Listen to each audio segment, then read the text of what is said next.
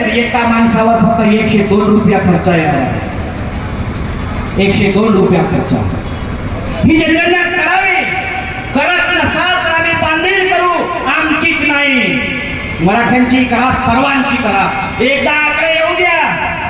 कुणाजवळ घरदार आहे, कुणाजवळ गाड्यामाड्या आहेत, कुणाजवळ नोकऱ्या आहेत, कुणाजवळ शाळा आहेत, कुणाजवळ शेती आहे, कुणाजवळ उद्योग आहे, कुणाजवळ किती नोकऱ्या आहेत, चपराशाच्या कुणाजवळ आहेत आणि कलेक्टरच्या कुणाजवळ आहेत. हे आकडे येऊ द्या.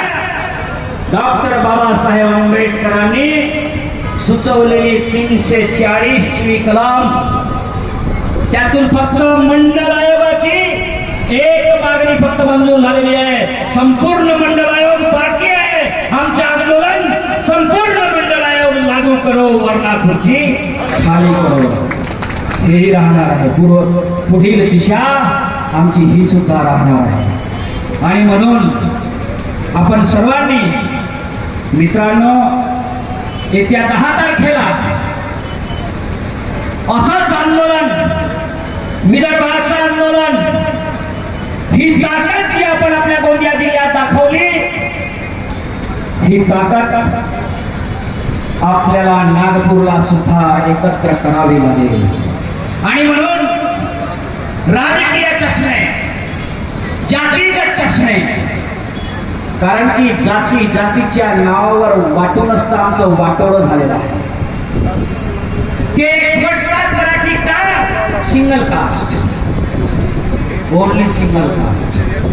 आम्हाला जातीमध्ये वाटून ठेवलेले चष्मे काढा. आम्हाला आला तर लोध्याच्या पोटात दुखते, बबलू कटरे आला तर बैकाच्या पोटात दुखते, बैकार पुढे आला तर आमच्याला निंबाळकरच्या पोटात दुखते, मग एखादा रोकडे आला तर पुन्हा परशुरामकरच्या पोटात दुखते. हे दुखलं काढा. तुमचं आमचं दुखणं एकच आहे. आम्ही भाऊ आहोत. आम्ही सर्व या देशाचे कुणबी आहोत. आम्ही सर्व या देशाचे कुणबी आहोत. म्हणून हे दुखणं काढा. जातीचे आंदोलन, जातीच्या जयंत्या, जातीच्या रॅल्यांमध्ये सळग भरतो. जातीच्या आंदोलनातून तुमच्या लेकराला काही भेटू शकत नाही. ओबीसीच्या आंदोलनातून भेटू शकेल. म्हणून ओबीसी म्हणून एकत्र या. सर्वांना ओबीसी म्हणून एकत्र यावं लागेल. आपले अधिकार अबाधित ठेवावं लागेल. आणि जे शिल्लक राहिलेलं आहे संवैधानिक आरक्षण,